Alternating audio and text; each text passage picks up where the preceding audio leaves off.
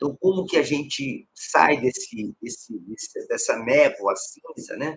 Onde você não tem tudo embaçado, você vê, e consegue direcionar o diagnóstico de maneira mais adequada, mesmo que seja presuntiva, mas que você consegue ser mais pontual. Então, primeiro ponto, o doente vai chegar para você de maneira aguda. Esse é o ponto importante. Quando você não tem doentes com comorbidades, doentes rígidos, e faz uma doença aguda, a detecção do processo é mais simples, porque é um doente que estava rígido e piora de uma hora para outra. Nós vivemos vários cenários assim. Então, você tem sepsis de várias maneiras, de origem pulmonar, de abdominal, sepsis por origem intestinal e várias outras. E esse doente, ele começa um quadro infeccioso localizado, muitas vezes, e acaba disseminando. Então, primeiro, eu preciso identificar o processo inicial que possa ser de infecção bacteriana. E, para isso, qualquer local pode ter infectado. Mas, para qualquer local estar infectado, ele vai apresentar uma sintomatologia para você. Esse é um ponto importante. Então, você vai ter uma sintomatologia clínica que vai fazer com que você tenha a apresentação da sintomatologia do sítio de infecção primária.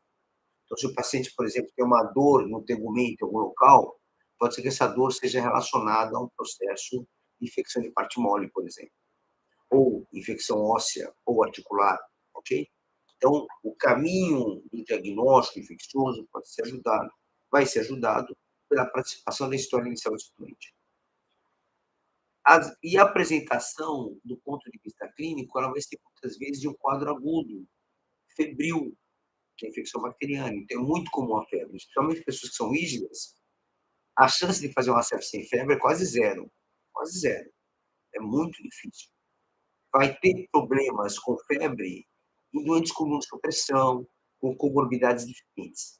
Mas os doentes agudos, que são rígidos, dificilmente você vai ter uma evolução para febre, para sepse, sem ter uma síndrome febril associada. Isso é um ponto importante. Isso ajuda muito no raciocínio diagnóstico. Esse é o primeiro ponto. Então, o paciente que é rígido e se apresenta por meio sistêmico de um foco primário infeccioso. Aí você vai ter sintomatologias dos órgãos comprometidos. Se for infecção urinária, por exemplo, você vai ter alterações urinárias baixas, como disúria, por exemplo. E dores renais, como dor lombar, unilateral. Normalmente não é bilateral, é unilateral. Então, as pielonefrites, infecções renais que fazem sepse, costumam ser unilateral. Se for bilateral, é pouco provável que seja infeccioso. Isso é um ponto importante. Às vezes é, mas é mais raro. Se você tem infecção, por exemplo, digestiva, você vai ter sintomatologias da diarreia, por exemplo. É um ponto importante. Se for uma alteração digestiva abdominal, alterações cirúrgicas abdominais, você pode ter um ilho dinâmico, parado no momento intestinal, por apendicite, por diverticulite aguda, né? Aguda. Então, são sintomatologias que vão te orientar um caminho diagnóstico. E se for de quadro pulmonar, os quadros respiratórios clássicos, tosse, dispneia. Então, você vai ter indícios do foco primário infeccioso, e aí você vai ter que entender se esse doente está evoluindo com sepsis ou não. Então, primeiro, ele começa com a apresentação sintomatológica do ciclo de infecção primária. E aí, como que ele vai se comportar com a sepse? Como que ele se comporta do ponto de vista séptico? Ele vai desenvolver uma infecção que dissemina. A infecção que dissemina vai gerar disfunção orgânica no doente.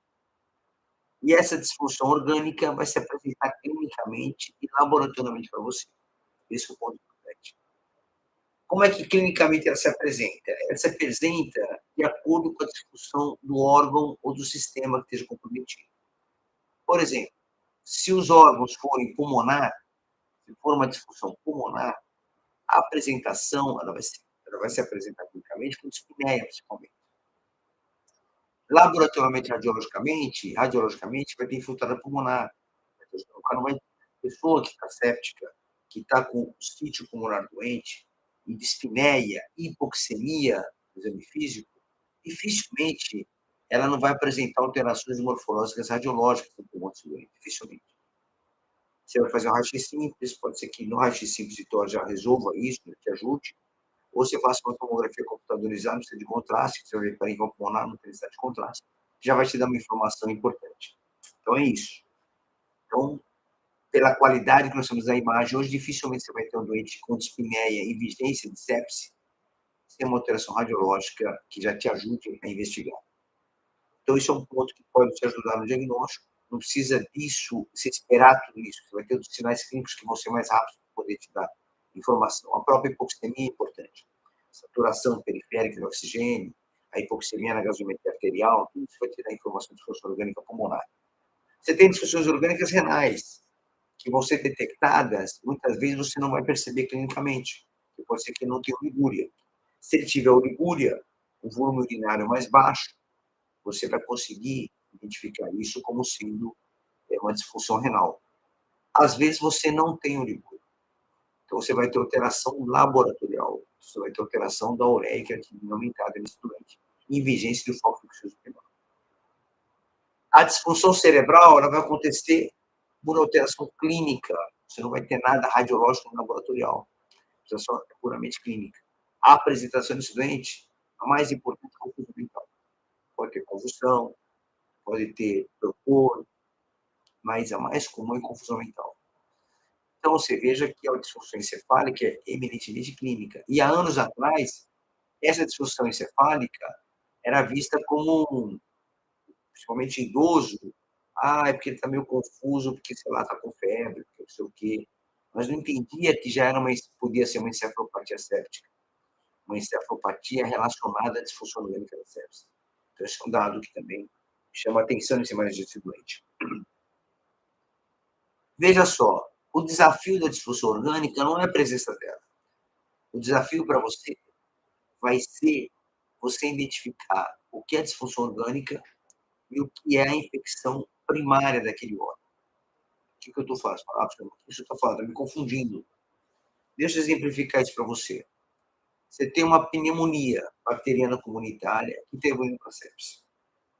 A pneumonia por si só, a sua agressividade, ela pode gerar dispneia, pode gerar hipoxemia. Concorda com isso? Agora, se o paciente vai fazer disfunção orgânica pulmonar em decorrência da pneumonia, o mecanismo fisiopatológico é diferente, porque a pneumonia ela está comprometendo aquela área que a bactéria comprometeu. Se for uma condensação lobar, vai pegar aquele lobo e infectar. Pronto. O resto do pulmão está normal. Entendeu isso? A sepse com disfunção orgânica pulmonar não é assim. Ela é uma doença da microvasculatura, do endotélio. Então, o pulmão inteiro vai estar doente. Mas a apresentação clínica ela vai ser confundidora, porque a dispneia pode estar presente no próprio doente com a pneumonia bacteriana aguda e pode estar presente no paciente com a disfunção pulmonar pela sepse. Isso vale para a hipoxemia também, está claro isso. Então, o grande desafio, às vezes, é você identificar a disfunção que está relacionada àquela infecção primária e que não seja da invasão bacteriana daquele sítio. Entendeu isso? Isso é importante. Então, a confusão maior que nós temos habitualmente é na parte pulmonar, porque o resto é mais fácil. Disfunção orgânica renal, encefálica, já é mais tranquila, não tem muito problema. Mas a pulmonar gera uma confusão às vezes. Você tem que tomar cuidado com isso.